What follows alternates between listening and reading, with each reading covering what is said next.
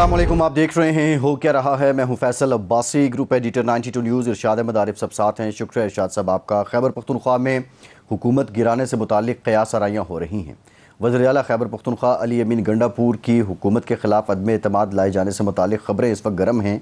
इनमें हकीकत कितनी है, फसाना कितना है, क्या वाक़तन ऐसा कोई मनसूबा ज़ेर अमल है।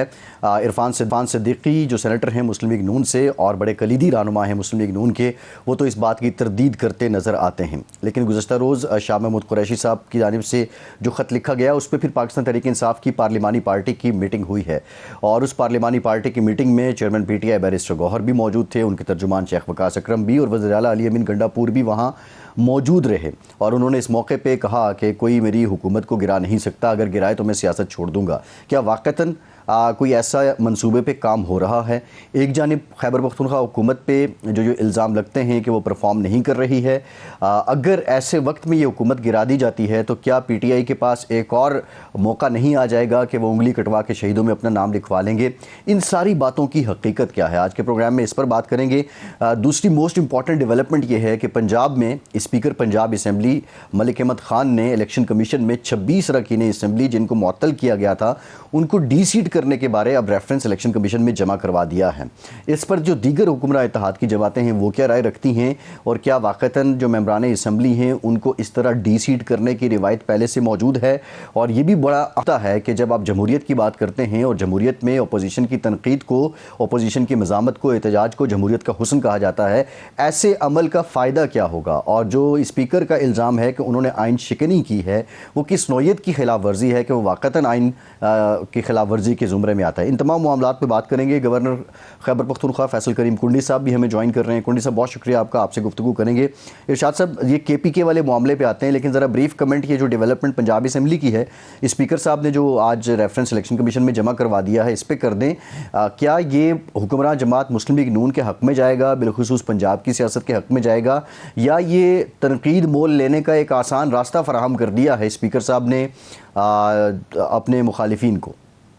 वैसे मुझे तो ये समझ नहीं आ रही कि ये ठीक है मेंबरान की मुअत्तली की हद तक डिसिप्लिन कायम करने के लिए इस तरह के इक़दाम माजी में भी होते रहे हैं, अब भी हूँ तो, लेकिन ये आइन शिकनी कैसे हो गई और उनके नाअहली के लिए रेफरेंस जो है मुझे समझ नहीं आ रही। माजी में मुस्लिम लीग का दौर हो, पीपल्स पार्टी का दौर हो या इमरान ख़ान का दौर हो, ये एहतजाज असम्बली में होते रहे हैं, बल्कि लड़ाई मार कुटाई तक भी बाज़ औक़ात मामला पहुंचता रहा है, डेस्क तोड़े जाते रहे हैं। मुझे याद है कि परवेज़ मुशर्रफ के दौर में जब मुस्लिम लीग ने और मुत्तहिदा अपोजिशन ने एहतजाज किया था और वो इतना सख्त एहतजाज था कि वो पसीने पसीने हो गए थे और उन्हें फिर असम्बली में आना ही छोड़ दिया था, तो हमें यही कहा जाता था कि ये जमहूरियत का हुस्न है। इस तरह का एहतजाज ये जापान में होता है, कोरिया में होता है, भारत में होता है, कई और ममालिक में ऐसे वाक़यात होते हैं, तो इससे घबरानी नहीं चाहिए, इससे जमहूरियत मजबूत होती है।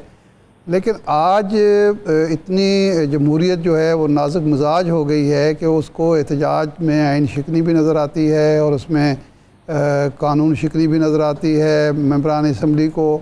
देखें, ये जो रिवायात आज आप कायम करेंगे, कल किसी न किसी दिन आपको भी इनका सामना करना पड़ेगा। ये तो आप बड़ी आसान इलेक्शन कमीशन के हाथ में एक हथियार दे देंगे कि जब कल आपको को अपोजिशन में बैठना पड़े और हुकूमत पसंद ना करे तो आपकी अक्सरियत ही इस तरीके से ख़त्म करा के हुकूमत आपके लिए जो आपकी जो अपोजिशन है उसको कमज़ोर कर दे।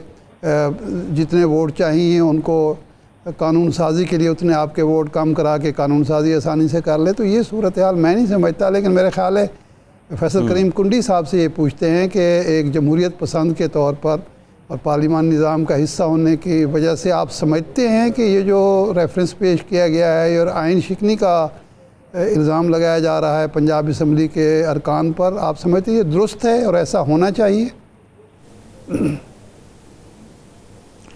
बिस्मिल्लाहिर्रहमानिर्रहीम। देखें, अभी मैं आपकी ये बात सुन रहा था, इससे पहले मैंने देखा कि TV के ज़रिए कि स्पीकर साहब ने जो है वो मेंबरान को कुछ सेशंस के लिए जो है वो सस्पेंड किया था, और फिर अभी पंजाब के स्पीकर ने जो है वो कोई रेफरेंस भेजा है डी-सीट करने के लिए जो भी है।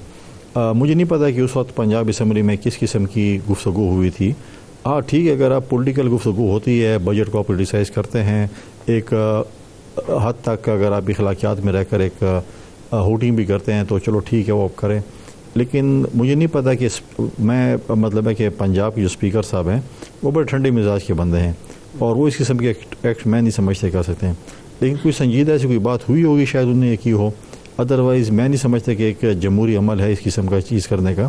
لیکن مجھے نہیں پتا کہ پنجاب اسمبلی میں کیا چیز ہوئی تھی جس کی وجہ سے یہ چیز ہوئی ہے. لیکن اگر آپ آج بھی دیکھیں جس طریقے سے قومی اسمبلی ہو یا جو ہمارے پی ٹی آئی کے جو ہے ممبران جس اسمبلی موجود ہوتے ہیں، وہ جس قسم کی گفتگو کرتے ہیں، جس قسم کی ہوٹنگ کرتی ہیں، وہ سب آپ کے سامنے ہے کہ جو مطلب بلو دی بیلٹ باتیں کرتے ہیں. اور آپ نے دیکھا کہ مولانا فضل الرحمان کے ساتھ کل تک یہ کیا کرتے رہے اور آج پچھلے دنوں تک جو ہے وہ ان کے پاؤں پڑتے رہے. تو بہت سی ایسی چیزیں ہیں جس کو میں سمجھتا ہوں کہ اتنے حد تک نہیں جانا چاہیے کہ آپ پھر آپس میں آگے نہ ملا سکیں. اچھا یہ فرمائیں کہ آپ گورنر ہاؤس میں 1 سال سے تقریباً کوششیں بھی آپ کر رہے ہیں، بلاول بھٹو صاحب نے بھی دورے کیے، یہ آپ کو صوبے میں پذیرائی کیوں نہیں مل رہی عوام کی سطح پر؟ اور کیا وجہ ہے کہ پیپلز پارٹی جو ایک بڑی جماعت تھی، وفاقی جماعت تھی، کے پی کے میں کئی دفعہ اس نے حکومت بھی بنائی، اب وہ صورتحال نہیں ہے؟ دیکھیں ابھی ریسنٹلی پاکستان پیپلز پارٹی نے اسی حکومت کے خلاف جو ان کی کرپشن تھی ان کے خلاف ایک احتجاج کیا تھا، ایک بہت بڑا احتجاج تھا. اسی دن اسی جماعت نے جو حکمران جماعت ہے انہوں نے ڈرون کے خلاف احتجاج کیا تھا جو کہ مکمل ناکام ہو چکا تھا. تو پذیرائی تو الیکشن میں پتہ چلتا ہے، اب کوئی ضمنی الیکشن آنے دیں پھر پذیرائی کا بھی پتہ چل جائے گا کون سی جماعت کی کیا پذیرائی ہے. پھر جب میدان لگے گا تو پھر ہم بتا دیں گے کہ کون سی جماعت کی کیا پوزیشن ہے. اچھا فیصل صاحب، علی امین گنڈا پور صاحب کو اگر آپ ہٹاتے ہیں اور ان کو ہٹانے کے لیے آپ قانونی طریقہ استعمال کریں گے، عدم اعتماد لائیں گے، آئین میں اس کی گنجائش موجود ہے. مولانا فضل الرحمان کے بارے میں آج رپورٹ ہوا ہے کہ انہوں نے یہ پیغام عمران خان کو دے دیا ہے کہ وہ علی امین کے خلاف جو عدم اعتماد آتی ہے اس میں اس تحریک کا ساتھ نہیں دیں گے. نمبر گیم کی اس وقت صورتحال آپ کے پاس کیا ہے اور اس کے بعد جو حکومت بنے گی پھر اس کی شکل کیا ہوگی؟ دیکھیں میں تو نہیں ہٹا رہا، ہٹائیں گے تو اسمبلی ہٹائے گی. میں تو اسمبلی کے ممبر ہی نہیں ہوں. صوبائی اسمبلی ممبران موجود ہیں، لیڈر آف دی اپوزیشن موجود ہے. اگر ان کے پاس ممبران پورے ہوتے ہیں تو وہ ہٹائیں گے. مولانا فضل الرحمان صاحب پی ٹی آئی کے ساتھ کھڑے ہوتے ہیں یا اپوزیشن کے ساتھ کھڑے ہوتے ہیں، یہ تو ان کا اپنا ایک فیصلہ ہے. لیکن ایز سچ کوئی ایسی چیز ابھی تک نہیں ہے نمبر گیم کی جتنا خوف اور جتنا جو ہے میں سمجھتا ہوں کہ خوف طاری ہوا پڑا ہے پی ٹی آئی کے سی ایم صاحب کو اور ان کے لوگوں کو. اتنا خوف نہیں ہونا چاہیے. ابھی تو کوئی ڈسکشن نہیں، ابھی آپ ڈسکشن بھی نہیں کر سکتے ہیں. آپ کریں نا سندھ کے اوپر ڈسکشن کریں، پنجاب وفاق پہ کریں، عدم اعتماد کے حوالے سے ڈسکشن کریں، یہ ہوگا. ابھی تو ہم نے کوئی سنجیدہ غور ہی نہیں کیا، سنجیدگی سے غور بھی نہیں کیا. اور ابھی سے یہ خائف ہیں. ان کے اپنے اندر ہی اتنی نفرتیں ہیں اور اتنے گروپس ہیں کہ آپ سوچ بھی نہیں سکتے ہیں. ہم سے لوگ ملتے رہتے ہیں، آتے رہتے ہیں، ہمیں ان کی قصے کہانیاں بتاتے رہتے ہیں، انہی کے لوگ ہوتے ہیں. تو یہ تو خود آپ مجھے بتا دینا. اب مجھے بتائیں کہ میں کہہ رہا ہوں کوہستان میں 50 ارب کا ڈاکہ ڈلا ہے، انہوں نے اس میں مال کھایا ہے. اسپیکر صاحب جو ہیں صوبائی اسمبلی جو کہ پی ٹی آئی کے نمائندے بھی ہیں اور پی ایس سی کے چیئرمین بھی ہیں، وہ کہتے ہیں 50 نہیں 500 سے 700 ارب کی کرپشن ہوئی ہے. اب یہ تو میں تو نہیں کہا. انہی کے ایم پی اے کھڑے ہو جاتے ہیں کہ گندم چوری ہوئی ہے، انہی کے ایم پی اے کھڑے ہو جاتے ہیں کہ چینی چوری ہوئی ہے، انہی کے ایم پی اے کھڑے ہو جاتے ہیں کہ اتنے ارب کا اسکینڈل آ گیا ہے. انہوں نے تو مسجدوں کے سولر تک کے نہیں چھوڑے، وہ بھی مطلب ہے کہ اس پہ بھی انہوں نے غیبت کی ہے. تو یہ تو ہم پہلے کہتے تھے، اب تو یہ خود پی ٹی آئی والے بھی کہتے ہیں کہ ایسی ایسی چیزیں ہو رہی ہیں. اچھا یہ فرمائیں کہ سیٹیں تو اب مل گئیں پیپلز پارٹی کو جو عدالتی فیصلے اور الیکشن کمیشن کے فیصلے کے مطابق. اب چونکہ جو پی ٹی آئی کے ارکان ہیں وہ آزاد ارکان ہیں، کیا پیپلز پارٹی آپ کی جماعت یہ پسند کرے گی یا کوشش کرے گی کہ ان آزاد ارکان کو اپنی پارٹی میں شامل کیا جائے اور اس کی وجہ سے اکثریت بنائی جائے؟ دیکھیں قبل از وقت ہے، یہ پارلیمنٹیرینز ہیں، ان کے ساتھ ہمارا آنا جانا لگا رہتا ہے، ہمارا ان کے ساتھ تعلق بھی ہے، چیزیں بھی ہمیں خوشی بھی ہے چیزیں. اب ضروری نہیں ہے کہ سارے بندے جو ہیں سارے MPs Peoples Party میں آئیں گے یا سارے جو ہے وہ ایم پی ایس جو ہے کسی اور پارٹی میں جائیں گے. کچھ شاید کسی کو ایکسیپٹیبل بھی نہ ہو، وہاں پر ان کے اپنے مضبوط کینڈیڈیٹ ہوں. تو یہ تو پالیٹکس سے اب پتہ نہیں کہ وہ 30 ممبرز جو ہے جو آزاد اس وقت ہیں وہ کیا فیصلہ کرتے ہیں کیا نہیں کرتے. ڈیفینیٹلی ہر کوئی چاہے گا کہ میری پارٹی مضبوط ہو، میرے پاس پارلیمنٹیرینز آئیں. تو ہر کسی کی خواہش ہوتی ہے کہ ہمارے پاس الیکٹیبلز آئیں، اس کے لیے کوشش بھی کرتے رہتے ہیں. تو لہٰذا دیکھتے ہیں کہ کیا ہوتا ہے کیا نہیں ہوتا. ابھی تو یہ چیزیں کہنے قبل از وقت ہے کہ وہ کہاں پر جائیں گے، کیا کریں گے، کیا نہیں کریں گے. عام تاثر یہ ہے اور یہ کوئی ایسا غلط بھی نہیں ہے کہ آپ مولانا فضل الرحمان صاحب اور علی امین گنڈا پور صاحب ڈی آئی خان کی جو لڑائی ہے وہ صوبے کے مسائل کا سب سے بڑا ذریعہ ہے اور سب سے بڑی وجہ ہے، اور جس کی وجہ سے نہ اپوزیشن اتحاد ہو پاتا ہے مولانا فضل الرحمان صاحب کی لڑائی کی وجہ سے، اور نہ جو ہے حکومت صحیح طریقے سے چل پاتی ہے۔ یہ تاثر درست ہے؟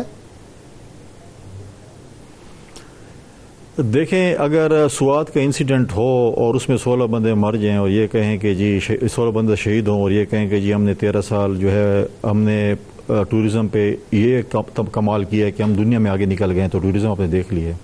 اگر جنوبی اضلاع انہوں نے ملیٹنٹس کے حوالے کر دیا ہے، ہم تو بار بار مجھے یاد ہے آپ کے پروگرام میں نے کتنی دفعہ ملیٹنسی کی بات کی ہے، اور ابھی مولانا فضل الرحمان کے بیٹے کے ساتھ جو واقعہ پیش آیا ہے وہ ایک ہائی پروفائل کیس تھا، تو سب ٹی وی نے بھی شاید دکھایا اور ڈسکس بھی ہو، اسمبلی میں ڈسکس ہوا تھا، لیکن روزانہ کی بیس پہ جو ملیٹنٹس کے حوالے آپ نے صوبہ کر دیا ہے۔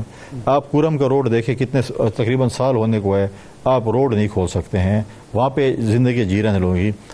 کل جو کچھ جو ہے باجوڑ میں ہوا ہے، مرج ڈسٹرکٹ میں جو چیزیں ہو رہی ہیں، تو کیا ہم یہ بات آنکھیں بند کر دیں اور بولیں کہ جی صوبائی حکومت بالکل ٹھیک جا رہی ہے، انہوں نے صوبہ ملیٹنٹس کے حوالے نہیں کیا، یہ کرپشن نہیں کر رہے ہیں، یہ نوکریاں نہیں بیچ رہے ہیں، یہ کمیشن نہیں کھا رہے ہیں، یہ بل انٹریز جو آپ لوگ بھی بیٹھے ہوتے تھے ٹی وی چینل پہ اور ہم بھی سنتے تھے کہ بل انٹری آج کدھر ہو بل انٹری؟ مجھے بتائے تو صحیح نا، بل انٹری تو انہوں نے کاٹ دیے ہیں لیکن لگائے تو نہیں۔ آج مجھے ایک تو بتا دیں کہ یہ بل انٹری ہے، اور آج پہ وہ فخر کر رہے ہیں کہ ہمارا یہ پروجیکٹ ہے اور ہم یہ جو ہے یہ کر رہے ہیں۔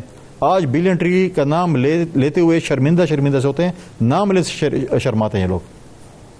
آپ کہتے ہیں پھر یہ لوکل پولیٹکس ہے۔ اب یہ چیزیں اگر ہم نہیں کریں گے، یہ باتیں نہیں بتائیں گے۔ بریک لیتے ہیں، بریک کے بعد واپس آئیں گے، اس پہ بھی بات کریں گے، لیکن کلیم تو یہ ہے باقی کے پی کے جو منسٹرز ہیں یا جو ایم پی ایز ہیں وہ یہ بھی کہتے ہیں کہ پی ایس ڈی پی سے تو اچھی خاصی گرانٹ جس علاقے کی آپ بات کر رہے ہیں کہ جہاں پہ بے امنی ہے وہاں پہ ڈیولپمنٹ کے لیے جا رہی ہے۔ بریک کے بعد بات کریں گے، ہمارے ساتھ رہیے۔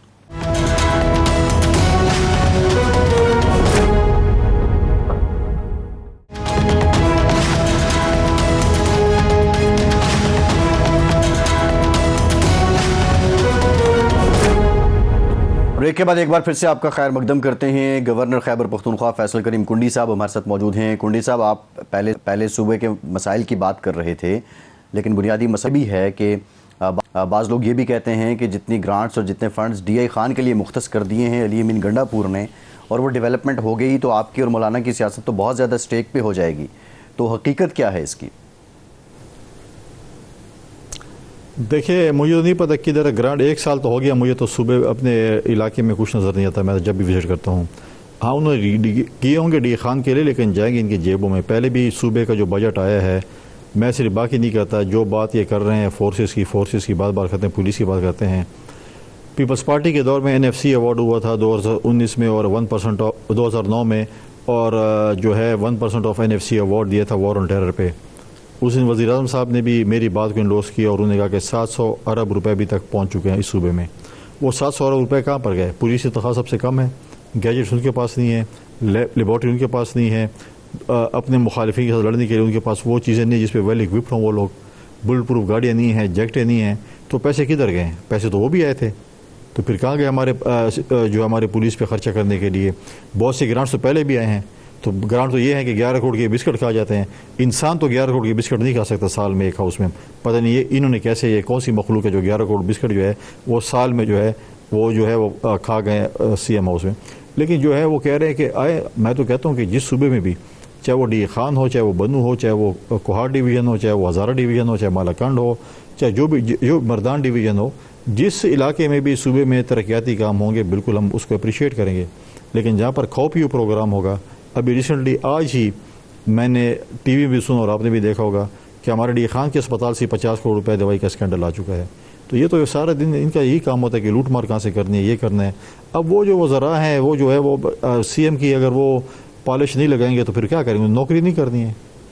اچھا فیصل صاحب، یہ فرمائیں، یہ بات ہمارے لیے تعجب خیز ہے کہ ایک حکومت نااہل ہے، اور یہی آپ کا اور مسلم لیگ نون کا جو پہلی پی ٹی آئی کی حکومت تھی، خواہ محمود خان کی یا پرویز خٹک کی، ان کے بارے میں بھی یہی خیال تھا۔ ایک حکومت نااہل ہے، کرپشن کے اس پر الزامات ہیں، کسی علاقے میں کوئی کام نہیں کیا، لا اینڈ آرڈر سچویشن جو ہے وہ سنبھال نہیں پا رہی، اس کے باوجود تیسری بار عوام اس کو ووٹ دے رہے ہیں، اس کی حکومت بن رہی ہے، جبکہ اس سے پہلے کوئی ایسی مثال ہے ہی نہیں کہ کسی پارٹی کو دوسری باری ملی ہو. اس کی کیا وجہ آپ سمجھتے ہیں؟ دیکھیں، یہ جب کہتے ہیں کہ یہ ساری فارم 47 کی حکومت ہے، فلاں ہے، ڈنگ اور انارو بھی اسی حکومت سے مانگتی ہے، تو کیا خیبر پختونخوا کا الیکشن جو ہے وہ حلال تھا، باقی حرام تھے؟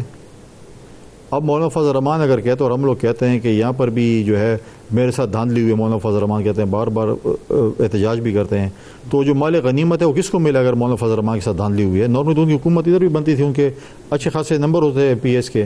اگر وہ مال غنیمت ہے تو وہ تو مال غنیمت تو ان کو ملا ہے، پی ٹی آئی کو ملا ہے. یہاں پر کیا آپ سے سمجھ سکیں، یہاں پر بالکل پاک صاف الیکشن ہوئے اس صوبے میں، ان کو سپورٹ نہیں کیا گیا. میں تو میں بتائے سی ایم صاحب بتایا کہ کس کا مہمان تھا الیکشن کے دنوں میں، اور کہاں کہاں یہ منصوبے بنا رہا تھا اور کیا کیا کچھ کر رہا تھا، سب کو پتہ ہے کیا کر رہا تھا. لہٰذا یہ چیز نہیں ہے کہ آپ کہیں کہ بالکل ان کو عوام نے ووٹ دیا ہے. عوام نے ووٹ نہیں دیا ہے، یہ بھی جو ہے فارم 47 کے ذریعے اس خیبر پختونخوا میں آئے ہیں. نہیں فیصل صاحب، اس کو آپ علی امین کی بات کر رہے ہیں، پچھلا الیکشن بھی انہوں نے 18 والا بھی جیتا، 13 والا بھی جیتا، اس کے مقابلے میں آپ کی ایک دفعہ حکومت آئی، دوسری دفعہ نہیں آ پائی. اس کے بعد جمعیت علماء اسلام کی اور ایم اے کی حکومت آئی، دوسری بار نہیں آ پائی. اے این پی کی حکومت آئی، دوسری بار نہیں آ پائی. مسلم لیگ نون کے ساتھ یہ ہوا. میں تو یہ تیسری بار جو حکومت آ رہی ہے، تینوں بار یہ صرف دھاندلی سے آتے ہیں، باقی ٹھیک الیکشن ہوتے ہیں. نہیں، میں تو نہیں کہہ رہا ہوں، کہ ہم کہہ رہے ہیں کہ اگر یہ کہہ رہے ہیں کہ باقی صوبوں میں الیکشن حرام تھا اور ہمارے صوبے میں حلال تھا اور ہم جیتے ہیں، باقی سارے ہارے ہیں اور باقی حکومتیں نہیں ملی ہیں، تو پھر مطلب ہے کہ صرف آپ کے صوبے میں ہے، باقی چیزیں نہیں ہے. تو اب میں تو نہیں کہہ رہا ان کے اتحادی، ان کا سیاسی مسیحا جو بھی نام دے، کل تک تھا، آج پتہ نہیں ہے کیا ہے، ان کے تو روز پوچھنا پڑتا ہے. تو وہ کہتا ہے کہ میرے ساتھ دھاندلی ہوئی ہے، میرے ووٹوں پہ ڈاکہ ڈالا گیا ہے. تو ہم ہمیشہ وہ حکومت جو ہے اتحادی یا حکومت بناتا، کہاں پر بناتا تھا؟ سندھ میں تو نہیں بناتا تھا نا، کے پی میں بنا تھا. تو خیبر پختونخوا میں جو ان سے ووٹ چوری ہوا ہے یا ان سے لیا گیا ہے، تو کس کو دیا گیا ہے؟ پی ٹی آئی کو، اس کی بینیفیشری ہے نا. آج تو پی ٹی آئی والے خود کہہ رہے ہیں کہ ہمارے اندر یہی تھی، ہمارے ساتھ یہ کام ہمارے وزیر اعلیٰ نے کیا ہے. تو یہ جو چیزیں ہیں، مطلب ہے کہ اگر اچھا بچہ ہے، اگر اس کو نوکری پہ بٹھایا گیا ہے تو ایسے تو نہیں بٹھایا گیا نا. اگر اچھا بچہ آج بنا ہوا ہے اور ہمارے کام کر رہا ہے، ہمارے سے ملاد اسلام آباد کے کام کر رہا ہے، تو اس لیے اگر اس کی ساری پارٹی بھی خلاف ہو جائے تو اس کو اس لیے نہیں ہٹائیں گے کہ اچھا بچہ ہے، ساری ٹاسک جو ہے وہ جو دیا جاتا ہے اس کو پورا کرتا ہے. نہیں، اب کنڈی صاحب سوال یہ ہے، کنڈی صاحب سوال یہ ہے اس کا فرض بنتا ہے جب وہ اندر کمرے میں اندر. نہیں، آپ بات تو عدم اعتماد کے ذریعے کیسے ہٹائیں گے اس کو؟ اچھے بچے کو دیکھیں، یہ تو جب ہمارے پاس ممبر پورے ہوں گے، دیکھیں جب ہمارے پاس نمبر پورے ہوں گے تو ہم آپ کو بتا دیں گے کہ ہم کیسے ہٹاتے ہیں. جیسے ہم نے پہلے اس کے لیڈر کو ہٹایا تھا، اس طرح ایسے اس کو بھی ہٹا دیں گے. اور جب ہمارے پاس نمبر گیم پورے ہوں گے، ابھی آج ہمارے پاس نمبر گیم نہیں ہے، جب ہوں گے تو آپ بھی دیکھیں گے اور ساری دنیا دیکھے گی کہ ہم کیسے ہٹاتے ہیں. اچھا، یہ فرمائیں کہ یہ سوات کا واقعہ ہوا اور افسوسناک واقعہ تھا، انتہائی افسوسناک واقعہ تھا. اس طرح کے واقعات ہوتے ہیں، لیکن اس کا ذمہ دار ٹوٹلی علی امین گنڈا پور کو اور حکومت کو قرار دیا گیا. کیا واقعی ایک تو ہے انتظامی سطح پر بہرحال حکومت کی ذمہ داری ہے، لیکن دوسری یہ ہے کہ اس طرح کے واقعات جو ہوتے ہیں اس میں سیوک سینس کا معاملہ بھی ہوتا ہے، اس میں اور بہت ساری چیزیں جو ہوتی ہیں. اب انہوں نے ایک شروع کیا آپریشن ریسٹوران اور ہوٹلز کے خلاف. پتہ چلا کہ یہ وہ طاقتور لوگوں کے ہوٹل ہیں، وہ گرائے نہیں جا سکتے. امیر مقام صاحب نے ایک پریس کانفرنس کر دی. تو آپ سمجھتے ہیں کہ یہ جو ہو رہا ہے کہ غیر قانونی طریقے سے ہوٹل بنائے گئے ہیں، دریا کے راستے بند کیے گئے ہیں، یہ بھی ایک حادثات کی وجہ ہے؟ دیکھیں، پہلی بات تو ہے کہ اس لیے حادثہ ہوا ہے اور اس لیے ہم نے وزیر اعلیٰ کے استعفے کا اور ایف آئی آر کا مطالبہ کیا کہ ٹورزم کے وزیر یہ خود ہیں. دوسری بات یہ ہے کہ وہاں پر اگر ہوٹل بنائے گئے ہیں یا غلط طریقے سے بنائے گئے ہیں، انکروچمنٹ ہوئے ہے، تو اس کی اجازت کس نے دی ہے؟ پچھلے 13 سال سے تو ان کی حکومت ہے. تو انہوں نے کیا چیز ہے، مطلب جیسے ہم کہہ رہے ہیں، تو اگر کرپشن نہیں ہے تو پھر انہیں کیوں اجازت دی ہے ہوٹل بنانے کی؟ پہلے تو یہ ریکارڈ نکالیں کہ جہاں پر یہ چیزیں تجاوزات بنی ہیں ان کی اجازت کس نے دی ہے. دوسری بات یہ ہے، اگر آپ نے میر مقام صاحب کی بات کی ہے، اگر ان کا ہوٹل کے جو ہے اگر وہ غلط بنا ہے اور تجاوزات میں آتا تو بالکل گرنا چاہیے. اگر وہ پراپرلی اپنی جگہ پہ گیا، جس پہ اس نے پریس کانفرنس بھی کی ہے کیا آپ سمجھتے ہیں کہ صوبائی حکومت امیر مقام کو بخش دے گی اگر ان کا انکروچمنٹ میں اگر کوئی جگہ آ رہی ہوگی؟ لہٰذا ان کی کوئی آ رہی تھی، میرے خیال میں دیوار آ رہی تھی یا چار دیواری جو بھی آ رہی تھی، وہ بھی یہ کلیم کرتے ہیں کہ غلط ہے. اگر غلط ہے تو گرا دینا چاہیے، اگر نہیں غلط تو وہ ہر کوئی اپنا کاروبار کر سکتا ہے. ضروری نہیں ہے کہ امیر مقام ہوگا تو کاروبار نہیں کرے گا، باقی لوگ بھی کرتے ہیں. لیکن پرابلم یہ ہے کہ آج جو آپ نے انکروچمنٹ کو ختم کیا ہے، اس کی اجازت کس نے اور کس کے کہنے پہ دی تھی؟ پہلے تو اس کی انکوائری کی جائے میرے خیال میں. جی بات صاحب. جی کنڈی صاحب، شاہ محمود قریشی صاحب نے خط لکھا اور اس کے بعد کل جو میٹنگ ہوئی پارلیمانی پارٹی کی وہ آپ کے سامنے، اس کا احوال بھی سامنے ہے. ابھی تک پی ٹی آئی خود انہوں نے تو رسائی مانگی ہے کہ عمران خان سے ان کی ملاقات ہو اور پھر وہ کوئی فیصلہ کر سکیں، لیکن سوال یہ ہے کہ جب ایک اتنا سیزنڈ پولیٹیشین، سینئر پولیٹیشین سیاسی ڈائلاگ کی بات کرتا ہے تو آپ نہیں سمجھتے کہ حکومت کو اس پیشکش کو قبول کر لینا چاہیے، اور پی ٹی اے اگر پھر پیچھے ہٹے گی تو خود ہی ایکسپوز ہو جائے گی اس بات سے؟ دیکھیں یہ کئی دفعہ ایکسپوز ہوئے ہیں اور اتنی دفعہ ایکسپوز ہو چکے ہیں کہ اب یہ بڑے جو ہے وہ اس میں ڈھیٹ ہو گئے ایکسپوز ہونے میں. شاہ محمود صاحب نے بالکل لیٹر لکھا ہوگا، 3-4 اور ان کے دوستوں نے لیٹر لکھا ہے. لیکن مسئلہ یہ نہیں ہے، مسئلہ یہ ہے کہ کیا ان کے پاس اختیار ہے؟ کیا شاہ محمود قریشی کے پاس اختیار ہے، یا جنہوں نے لیٹر لکھا ان کے پاس کوئی اختیار ہے؟ ان کی پارٹی میں تو کسی کے پاس بھی اختیار نہیں ہے. ایک ہی شخص کے پاس اختیار ہے، باقی کسی کے پاس اختیار نہیں ہے. انہوں نے لیٹر بڑا لکھا ہوگا تو یہ تو کل کسی کے ساتھ ہاتھ ملانے کو تیار نہیں تھے، گلے ملنے کو تیار نہیں تھے، بیٹھنے کو تیار نہیں تھے. اب یہ کہتے ہیں ہم ڈائلاگس کرنا چاہتے ہیں، بیٹھنا چاہتے ہیں. ان کا بیٹھنے کا 1 پوائنٹ ایجنڈا ہوتا ہے کہ ہمیں این آر او کب ملے گا. ان کو اگر آپ چائے کی دعوت دیں یا کھانے کی تو وہ بولتے ہیں این آر او کب ملے گا. تو ہر بات میں اگر ان کو این آر او چاہیے، این آر او تو ان کو ملنا نہیں ہے.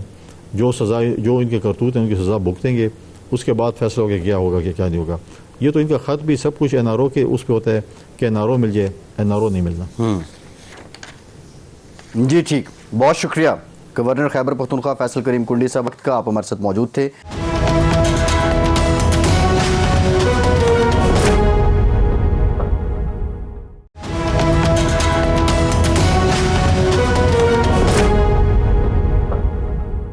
ہمیں جوائن کیا ہے پاکستان تحریک انصاف کے سینئر رہنما شوکت یوسفزئی صاحب نے. یوسفزئی صاحب، حکومت کا ہر ذمہ دار جو ہے وہ تحریک عدم اعتماد کی تردید کر رہا ہے. وزیر اعلیٰ اور پارٹی عہدیداروں کو آخر کیا پریشانی ہے کہ اتنی بڑی پریس کانفرنس کر دی اور اس میں چیلنج کر رہے ہیں کہ عدم اعتماد آتی ہے تو ہم یہ کر دیں گے، فلاں کر دیں گے؟ یہ واقعتاً کوئی خدشہ ہے؟ دیکھیں نہیں، ان کے تو خیر کوشش تو ہو رہی ہے. جب آپ دیکھیں گورنر جس کے پاس کوئی اختیار نہیں ہے، صرف آئینی طور پہ یہ گورنر ہے، باقی تو ان کے پاس کوئی اختیار نہیں ہے نا. اس کے باوجود آپ دیکھیں کہ اپوزیشن کے لوگوں کو بلا کے ان کے ساتھ بیٹھتا ہے پھر، اور ان سے باقاعدہ صوبے کے حوالے سے کہ جی سیاسی حکمت عملی پہ بات چیت. تو یہ سمجھ نہیں آ رہی ہے نا کہ ایک گورنر ہوتے ہوئے جس کے پاس بالکل کوئی اختیار نہیں ہے، اس کا کیا کام ہے. یہ کوئی 26ویں ترمیم میں ان کو ٹاسک دیا گیا ہے، 26ویں ترمیم میں یہ کہا گیا ہے کہ تم حکومت گرانے اور بنانے میں بھی تمہارا کوئی رول ہوگا. ان کا تو کوئی رول ہونا نہیں چاہیے نا. گورنر کا کیا رول ہو سکتا ہے؟ یہ کیوں کہتا ہے کہ میں حکومت گرا رہا ہوں، نہیں گرا رہا ہوں؟ بھائی تم ہوتے کون ہو؟ وہاں پہ جب اختیار ہی نہیں ہے، تم سازش کر سکتے ہو جو کر رہے ہو. سب کو پتا ہے کہ اس وقت گورنر ہاؤس جو سازش کا گڑھ بنا ہوا ہے. تو یہ میرے خیال سے بڑی افسوس کی بات ہے کہ ایک طرف دہشت گردی ہو رہی ہے صوبے کے اندر، اور اس کو کنٹرول کرنے کے لیے نہ وفاقی حکومت انٹرسٹ لے رہی ہے، نہ گورنر انٹرسٹ لے رہا ہے. اگر انٹرسٹ ہے تو صرف اس میں کہ جی علی امین کو کس طرح فارغ کیا جائے، ان کی حکومت کو کیسے فارغ کیا جائے. اور باتیں یہ کرتے ہیں کہ جی کوئی ہماری طرف سے کوئی ایسی بات نہیں ہے، لیکن اندرونی خانہ یہ لگے ہوئے ہیں. لوگوں کو باقاعدہ کنٹیکٹ کیا جا رہا ہے، لوگوں کو دھمکایا جا رہا ہے، لوگوں کو پریشرائز کے علاوہ آفریں دی جا رہی ہیں. یہ باقاعدہ چیزیں ہو رہی ہیں، سوشل میڈیا کے اوپر ہم دیکھ رہے ہیں، اور یہ ساری چیزیں سامنے آ رہی ہیں. اگر یہ جو یہ کہتے ہیں کہ جی ہم نے تو ایسی کوئی بات نہیں ہے، ایسی کوئی بات نہیں ہے، اسی طرح یہ زبانی کلامی باتیں ہو رہی ہیں، اندرونی خانہ بڑی سازشیں پک رہی ہیں. اور یہ بہت ہی افسوسناک ہوگا کہ عوام کا مینڈیٹ پہلے ہی چرایا گیا ہے، پورے ملک کا مینڈیٹ چرایا گیا ہے. اور اگر ایک حکومت ہے صوبے میں، اگر اس کا مینڈیٹ بھی چھینا گیا تو اس کے اثرات اچھے نہیں ہوں گے ملک میں. شوکت صاحب یہ فرمائیں کہ آپ نے دہشت گردی کا ذکر کیا، لا اینڈ آرڈر کا. 13 سال سے صوبے پر آپ کی حکومت ہے، سوائے اس کے کہ ایک دو جو عبوری حکومتیں بنی الیکشن کرانے کے لیے. اس کے باوجود اگر لا اینڈ آرڈر سچویشن خراب ہے، دہشت گردی قابو میں نہیں آ رہی، تو گورنر या वफाकी हुकूमत को आप कैसे मुरीद इल्ज़ाम ठहरा सकते हैं? तो यही तो बुनियाद है कि भाई आपकी हुकूमत नहीं चल पा रही। नहीं इरशाद साहब, अगर आप इसको गवर्नर्स के साथ अटैच करेंगे तो फिर तो आप समझे कि बलूचिस्तान में जो है हुकूमत है वो तो फिर नाकाम ही नाकाम है। इसका देखें, एक क्रॉस बॉर्डर टेररिज्म है, दहशतगर्दी हो रही है। वो दहशतगर्दी का सूबाई हुकूमत जो है वो सब ये उसको मर्द इल्ज़ाम नहीं ठहराया जा सकता।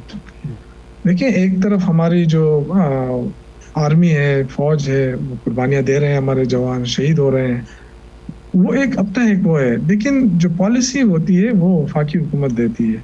क्योंकि कोई ऐसी दहशतगर्दी नहीं है जो वहाँ से शुरू हो रही है कि जी बस पेशावर से लोग निकल रहे हैं या कोई बनू से निकल रहे हैं। ये क्रॉस बॉर्डर टेररिज्म बाकायदा है। आज रात को भी आपने देखा कितना बड़ा वाक़या हुआ, कितने सारे लोगों जो अंदर आना चाहते थे, पाकिस्तान में दाखिल होना चाहते थे, उनको रोकने की कोशिश की। तो ये फौज की तरफ से जो कुछ हो रहा है वो तो देखें, फौज कर रही है, हमारी पुलिस कर रही है, दहशतगर्दी के खिलाफ जंग लड़ी जा रही है।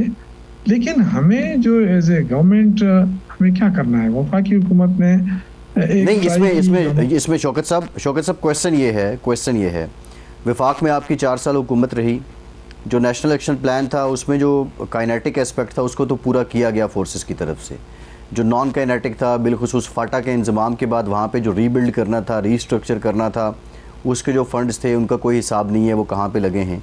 प्राइमरीली ये सूबाई हुकूमत की ज़िम्मेदारी थी कि उसने ये जो सिविक मैटर्स हैं इनको आगे लेके चलना है। तो वफाक में भी हुकूमत थी, सूबे में भी हुकूमत थी, उसके बावजूद इन मसाइल को क्यों हल नहीं किया गया? देखिए, ये कहना गलत है कि फाटा पे फोकस नहीं किया गया। जब हमारे हवाले किया गया फाटा तो वहाँ एक थाना तक मौजूद नहीं था, एक अदालत का एक कमरा तक मौजूद नहीं था।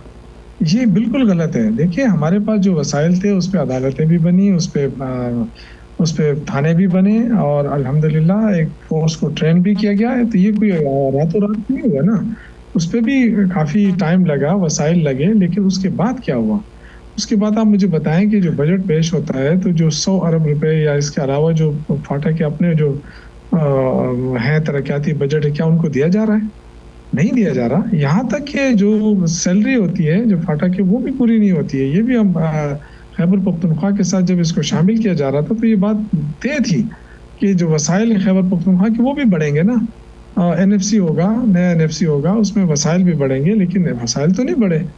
इवन के जो तनख्वाहें होती है वो भी उसका ज़्यादातर हिस्सा जो खैबर पख्तूनख्वा अपने जो किटी है उससे दे देता।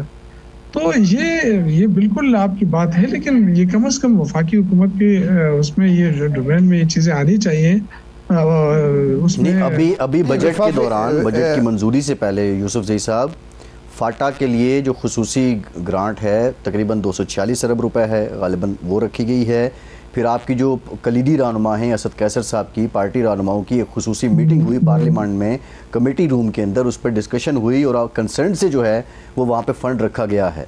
लेकिन क्वेश्चन ये है कि फ़ंड की यूटिलाइजेशन तो KP गवर्नमेंट ने करनी है, वो कैसे होगी और कब तक इन कमियों और इन सहूलियात के फुकदान की वजह से दहशतगर्दी का सामना करना पड़ेगा?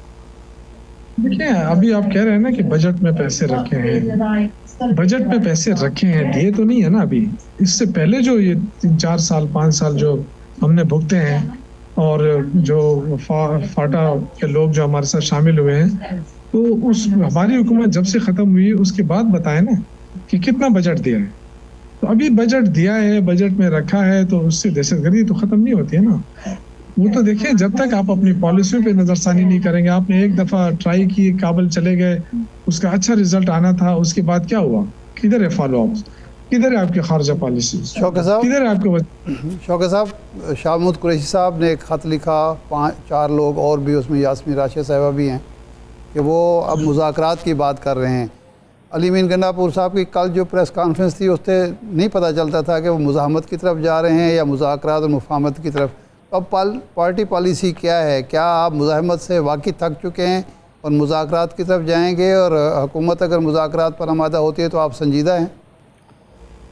देखिए, मुज़ाकरात से तो कभी इनकार ही नहीं किया पार्टी ने। मुज़ाकरात बिल्कुल होने चाहिए, मैं खुद इसका हामी रहा हूँ, हमेशा से रहा हूँ, अभी भी कहता हूँ कि मुज़ाकरात से ही रास्ते खुलेंगे। लेकिन अगर हुकूमत मुज़ाकरात में पेशरफ नहीं कर रही तो क्या रास्ता है? एक पॉलिटिकल पार्टी के साथ क्या हो सकता है? अली अमीन गंडापुर ने क्या कहा है?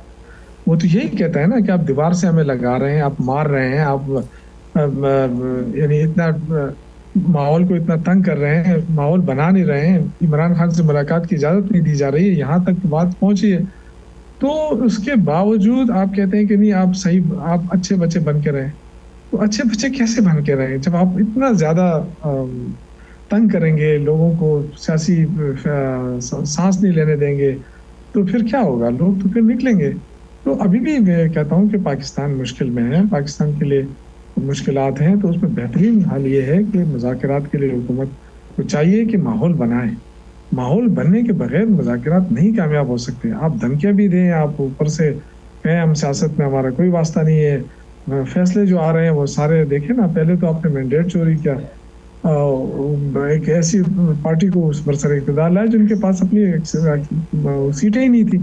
آج جس طریقے سے ریوڑیوں کی طرح بانٹا جا رہا ہے, اگر یہ کہتے ہیں کہ جی قانون اور آئین کے تحت تحریک انصاف کو یہ سیٹیں نہیں مل سکتی, تو کیا آئین اور قانون کے تحت جن لوگوں کے پاس 10 سیٹیں ہیں ان کو 15 سیٹیں مل رہی, کیا یہ آئین کے مطابق مل رہی ہیں؟ تو آئین کے تو یہاں پہ بھی فالو نہیں کیا جا رہا ہے. تو اس کا مطلب یہ ہے کہ اب جس کی لاٹھی اس کی بحث والا معاملہ ہے. ملک کے اندر رول آف لا ختم ہو رہا ہے, فیصلے جو ہیں وہ عدالتیں اب کنٹرول فیصلے آ رہے ہیں, اس سے ملک کی بدنامی بھی ہو رہی ہے, ملک کے لیے مشکلات بھی بڑھ رہی ہے. میں تو یہی کہوں گا کہ اس میں اسٹیبلشمنٹ کو اپنا رول ادا کرنا چاہیے. اور ملک ابھی صحیح طور پہ بہتر نہیں ہوا ہے. جو یہ کہہ رہے ہیں نا کہ معیشت بہتر ہو گئی, کہاں سے معیشت بہتر ہو گئی ہے؟ اگر شاہ صاحب معیشت بہتر ہوتی تو عوام کو ریلیف ملتا, یہ پیٹرول سستا ہوتا, بجلی سستی ہوتی, گیس سستا ہوتا, کھانے پینے کی اشیاء سستی ہوتی. تو کوئی بھی میرا نہیں خیال ہے کہ یہ جو بات ہو رہی ہے کہ جی اس طرح معیشت بہتر ہو گئی, کہاں سے معیشت بہتر ہو گئی؟ شوکت صاحب, جب 8 سے 7 جو ہیں وہ زیادہ ہوتے ہیں, 10 سے 13 رکنی بینچ سے 10 رکنی بینچ بڑا ہوتا ہے, تو اگر اس میں پیٹرول کی قیمتیں عالمی سطح پر کم ہو رہی ہیں, ہم نے زیادہ کر دی, تو اس میں آپ کو تعجب کس بات کا ہے؟ دیکھیں میں یہی عرض کر رہا ہوں نا کہ ریلیف نہیں مل رہا ہے عوام کو. عوام کو ریلیف نہیں مل رہا ہے, صرف یہ ان کی شاخرچیاں ہیں, ان کی عیاشی ہے. اور یہی ایسی حکومتیں نہیں چلتی ہیں سر. نہ آپ کے ایکسپورٹ بڑھ رہی ہے, صرف آپ قرضے لے کے ملک چلا رہے ہیں. آپ کہتے ہیں معیشت بہتر ہو گئی ہے, کہاں سے؟ قرضے لینا تو کوئی وہ نہیں ہے کہ آپ پہ بس قرضہ منظور ہو اس پہ بھی آپ شادیانے بجاتے ہیں. یہ کتنی بڑی افسوس کی بات ہے. ملک کے اوپر قرضے نہیں. اب چلتے جا رہے شوکت ہیں. صاحب پی ٹی آئی کے دور میں تاریخ ساز قرضے لیے گئے ہیں, اور تقریباً 30,000 جو ارب تھا اس کو آپ 52,000 ارب تک لے کے آئے. تو یہ تو بہت بڑا وہ بھی ایک فیکٹر ہے, وہ بھی ہم دیکھ رہے ہیں. بہرحال یہ تو ایک داستان ہے, لیکن مسئلہ یہ ہے کہ جب تک آپ لوگوں کی پولیٹیشنز کی ایک کوارڈینیٹڈ ایفرٹ نہیں آئے گی پاکستان کی بہتری کے لیے, اور ڈائیلاگ نہیں ہوگا, تو معاملات تو اسی طرح رہیں گے. حکومت کے پاس بھی خاصا منجن ہے اپنے آپ بتانے کے لیے, اپوزیشن کے پاس بھی خاصا منجن ہے تنقید کے لیے. جی میں یہ عرض کر رہا ہوں, دیکھیں حالات جیسے بھی ہوں, لیکن حکومت ہمیشہ جو ہے نا پہل کرتی ہے. حکومت کی طرف سے کوئی پہل نظر نہیں آ رہا ہے, اس لیے وہ صرف اپنی حکومت بچانے کے لیے چل رہے ہیں. ان کا کوئی وہ نہیں ہے, جو سر اٹھاتا ہے اس کو کہتے ہیں کچل دو, اور عوام جو ہے مرتی جائے. عوام کے ساتھ کوئی ان کا تعلق نہیں ہے, کیونکہ ان کا تعلق واقعی عوام کے ساتھ نہیں ہے. تو مشکلات تو بڑھتی جا رہی ہیں ملک کے لیے. جی ٹھیک, بہت شکریہ شوکت یوسف جی, شکریہ آپ کے وقت کا. ایک بریک کے بعد واپس آتے ہیں, ہمارے ساتھ رہیے.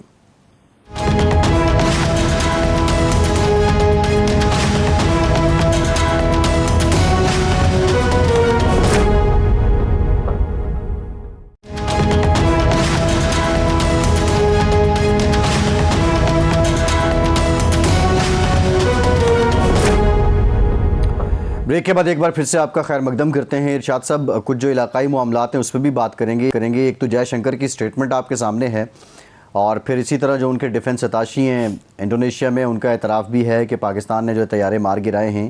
بہرحال بھارت کی لاکھ کوشش کے باوجود وہ مارکہ حق والی جو شکست ہے وہ اس کو سفارتی سطح پہ بھی ابھی تک اس طرح سمیٹ نہیں پا رہا ہے. پرائم منسٹر آف پاکستان آج پہنچے ہیں, جو اقتصادی تعاون تنظیم ہے اس کے اجلاس میں شرکت کے لیے Azerbaijan. Pakistan prime minister himself خاصے ایکٹیو ہیں, لیکن جے شنکر کی جو حالیہ اسٹیٹمنٹ ہے اس سے کیا لگتا ہے, کیا بھارت کا موڈ ابھی بھی جارحانہ ہے, اور اس کا اپنا گھر اس قابل ہے کہ ابھی وہ کوئی ایسا ایڈونچر کر سکے؟ دیکھیں 2-3 چیزیں ہیں. اس میں کوئی شک نہیں کہ جنگ میں بھارت کو ہم نے ٹھیک ٹھاک مار دی, مارا, پٹائی کی اور مار پڑی اس کو, اور اس کا اعتراف جو ہے اب جے شنکر خود کر رہے ہیں کہ ہمیں امریکی نائب صدر نے کہا کہ پاکستان آپ پر بڑا حملہ کرنے لگا ہے, اور وہ کہہ رہے ہیں کہ حملہ ہو گیا. تو اب کل تک تو یہ کہہ رہے تھے کہ نہیں جی ہم نے پٹائی کی ہے اور ہمیں تو کچھ بھی نہیں ہوا, نقصان نہیں ہوا. اب مان رہے ہیں کہ ہمیں امریکہ نے بتایا اور وہ حملہ ہو گیا, اور ظاہر ہے اگر حملہ ہوا جس کو آپ مان رہے ہیں تو نقصان بھی ہوا, وہ طیاروں کا نقصان بھی ہوا, آئل ڈپوز کا بھی نقصان ہوا, ایئر بیسز کا بھی نقصان ہوا, اور بھی نقصانات ہیں جو آہستہ آہستہ سامنے آئیں گے. ایک تو یہ پہلو ہے نقصان کا. دوسرا پہلو یہ ہے کہ آپ کو سفارتی سطح پر انڈیا کو جو ہزیمت اٹھانی پڑی ہے کہ اس وقت بھارت کے جو روایتی حلیف ہیں, جو ساتھی ہیں, جو دوست ہیں, وہ بھی اس کو منہ نہیں لگا رہے. اور اس کی وجہ یہ ہے کہ جنگ سے پہلے, جنگ کے دوران اور جنگ کے بعد بھارت نے جتنا جھوٹ بولا ہے, جتنی غلط بیانی کی ہے, جس طرح لوگوں کو, اپنے دوستوں کو گمراہ کیا ہے اپنی طاقت کے بارے میں, اپنی جو موقف کے بارے میں, اپنا جو نیریٹو تھا اس کے حوالے سے, تو ہر کوئی محتاط ہے.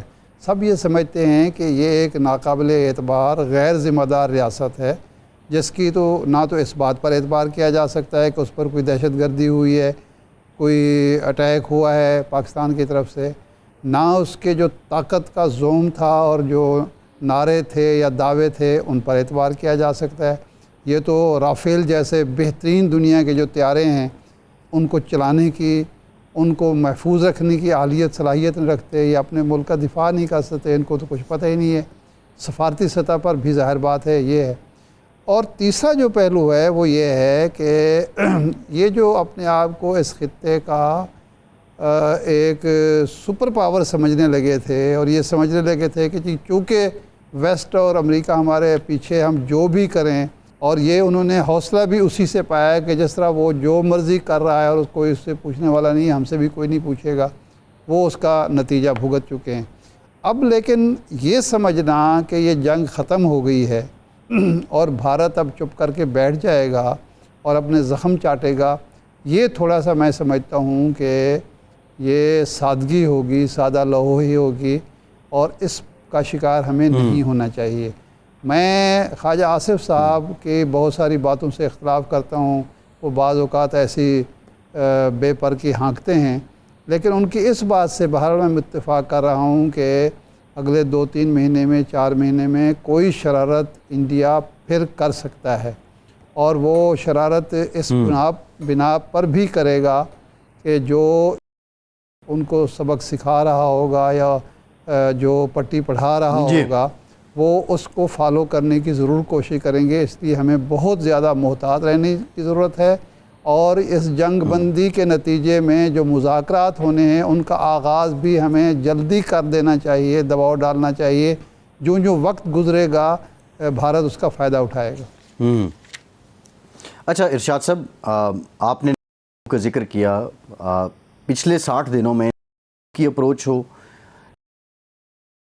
ہو, دنیا نے بھی کہا وہ غلط ہے, اور اس اپروچ کو بڑی پٹائی بھی ہوئی ہے, یہ تو سب کے سامنے ہے.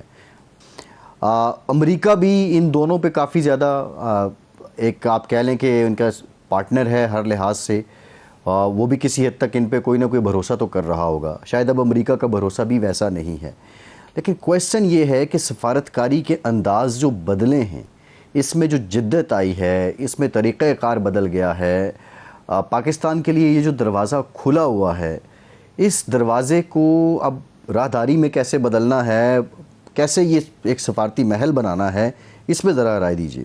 دیکھیں, پہلی بات تو یہ ہے کہ اسرائیل اور امریکہ کے مقاصد یکساں ہیں, خواہ وہ حماس کے حوالے سے ہوں, خواہ وہ ایران کے حوالے سے ہوں.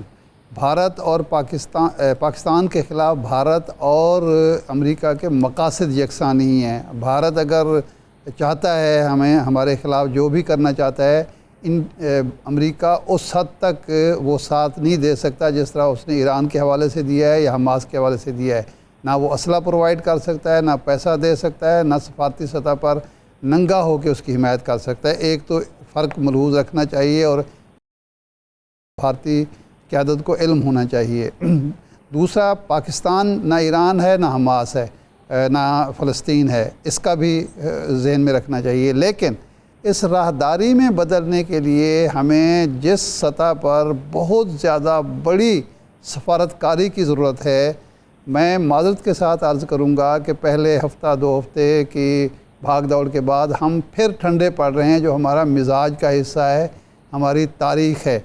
इसलिए इस मामले में हमें बहुत ज़्यादा एफ़र्ट करनी पड़ेगी, बहुत ज़्यादा भाग दौड़ करनी पड़ेगी, बड़ी ही जिद्दत लानी पड़ेगी और प्रोएक्टिव पॉलिसी इख्तियार करनी पड़ेगी। हम अगर अमेरिका पर उम्मीद लगा के बैठ जाएं और हर रोज़ अपीलें करना शुरू कर दें कि जी बस अब आप सालसी करें, अब आप मुज़ाकरात शुरू करें, अब भारत को रोकें, तो ऐसा नहीं होगा।